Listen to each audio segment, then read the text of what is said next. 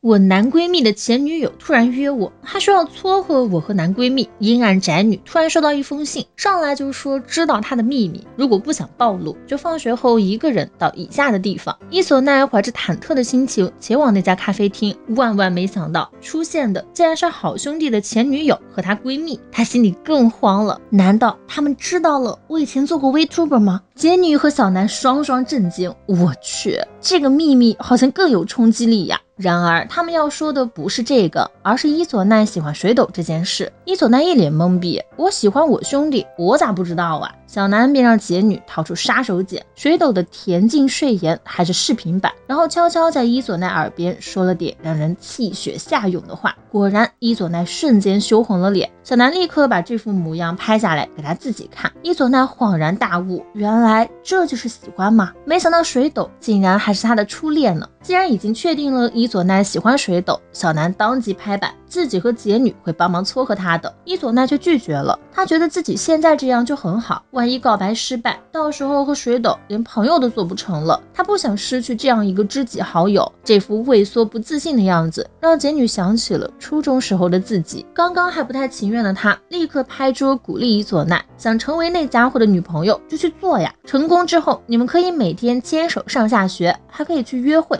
互送礼物，感冒了的话他还会陪着你照顾你，难道你不想经历这些事情吗？于是伊佐奈被成功说服了，同意听从杰女和小南的建议去追水斗。好家伙，有前女友手把手教你如何追，这不闭着眼睛都能成功。然而杰女的热血一过去就开始纠结了，扪心自问，我真的想帮伊佐奈追水斗吗？小南却已经上头了。第二天伊佐奈和水斗照旧一起在图书馆看书，小南和杰女暗中观察情况，突然发现伊佐奈因为坐姿问题胖子都露出来了。结果水斗不仅不为所动，还相当坦然的直接提醒了伊佐奈，委婉的勾引不行，只能通过肢体接触，让水斗意识到伊佐奈其实也是个女孩子了，毕竟伊佐奈可是有着相当傲人的欧派呢。听完小南建议的伊佐奈回到水斗身边，突然靠近他，让他看自己的书，同时不停的用欧派蹭水斗的胳膊。没想到水斗还是那么坦然，依旧直接开口提醒，伊佐奈干脆破罐子破摔，借口要让水斗感受到母性，然后趴到他的背上狂蹭，换来的却只有水斗嫌弃的表情。事到如今，伊佐奈还是准备放弃，杰女也顺水推舟的安慰他，按自己的节奏就行，有些事情不用太强求。可小南这个乐子人不同意，退而求其次，说要帮伊佐奈提升作为女生的自信，为此需要对她进行一些小小的改造。接着帮伊佐奈稍微化了个淡妆，再出现在水斗身边，不求一见钟情，起码得眼前一亮吧。结果水斗这个钢铁直男问伊佐奈嘴唇咋了，是不是吃炸串吃的？伊佐奈无视水斗的发现，凑上去靠近他，没想到他进一步，水斗就退一步，还威胁他再往前就让他见识一下什么是地狱。这个男人竟然对美少女做出这种事情。水斗把伊佐奈的头夹在胳肢窝里，开始疯狂抓他那头绿毛，最后揉得伊佐奈腿软站不起来，把梳子递过去让水斗帮自己梳头发。水斗竟然这么惯着他，看到杰女有些微微的不爽，所以在小南提出让伊佐奈直接去告白的时候，他表示了反对。伊佐奈也觉得自己没做好准备，但小南表示心理准备这种东西，现在准备不好就一辈子都准备不好，别对未来的自己抱有过高的期待。伊佐奈成功被说服，杰女也觉得如果现在告白的话，享受和伊佐奈在一起的水斗大概率不会拒绝。就这样，伊佐奈约水斗明天5点在学校见面。晚上小南给杰女打电话问她什么心情，杰女也不知道自己什么心情。很快告白的时间就要到了，小南又帮伊佐奈涂了唇膏，看时间水斗也快来了。杰女和小南赶紧蹲下来不让水斗发现他们。伊佐奈紧张到话都说不囫囵了，水斗就让他把想说的事情按顺序慢慢告诉自己，自己会整理出他想说的内容。伊佐奈便从他们的相识说起，在认识水斗之前，他一直被别人认为乖僻不合群，可水斗从来不会嫌弃他，不管他说什么怪话都会认真倾听。一开始他为能交到这么一个朋友而感到开心，可这份心情逐渐变质，他想永远和水斗在一起，所以希望能成为他的女朋友。一句我喜欢你说出口后，水斗并没有立即回应，而是表示伊佐奈也是自己遇到最合拍的人，如果他们能交往肯定也会很顺利，不过他还是不能和他交往，因为他度量狭窄，只能将自己的真心倾注到一个人身上。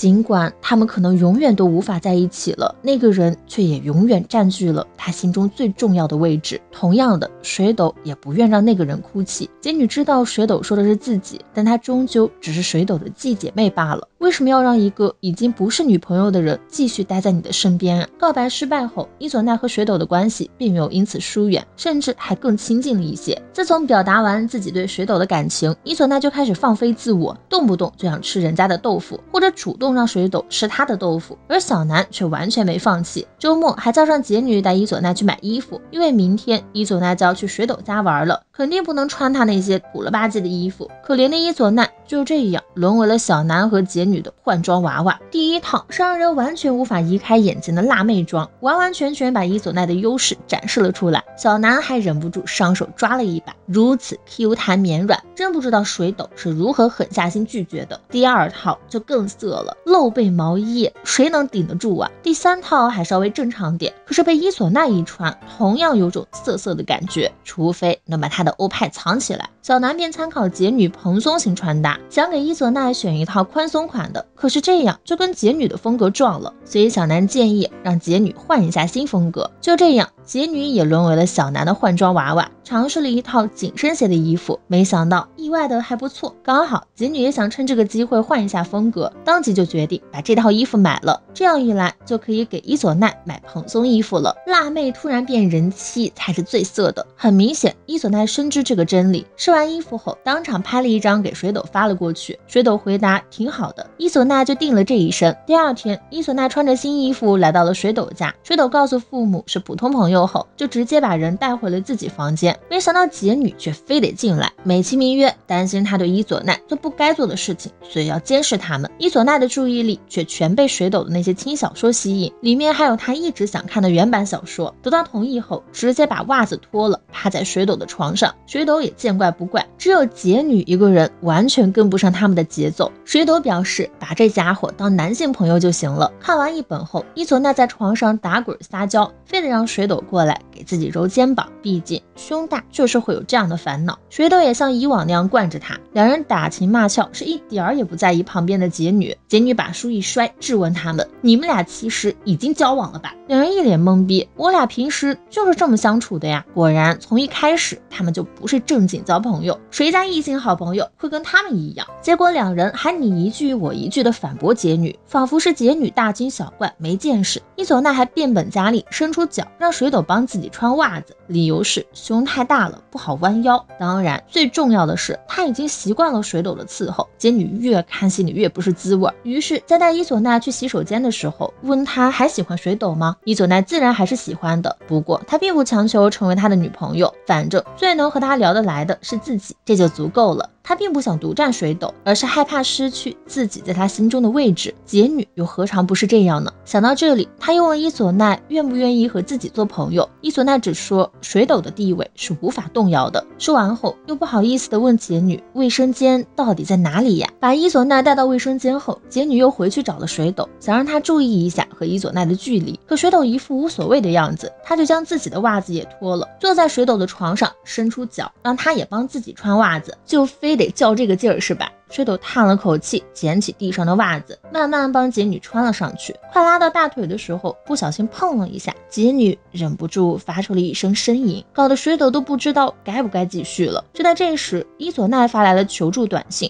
原来是上完洗手间被他们的父母叫住了。怕人的伊佐奈根本不知道该怎么跟大人交流，只好喊水斗下来帮忙。父母还以为伊佐奈是水斗的前女友，因为是伊佐奈自己说自己告白被拒了，现在只是朋友关系。其实当时被拒绝，伊佐奈还是受到了不小的心理创伤。水斗作为始作俑者，当然要好好补偿他，同时忍不住在心里想，如果当初他和杰女没有成为情侣，是否能一直维持着那样能一起看书交流又默契的关系呢？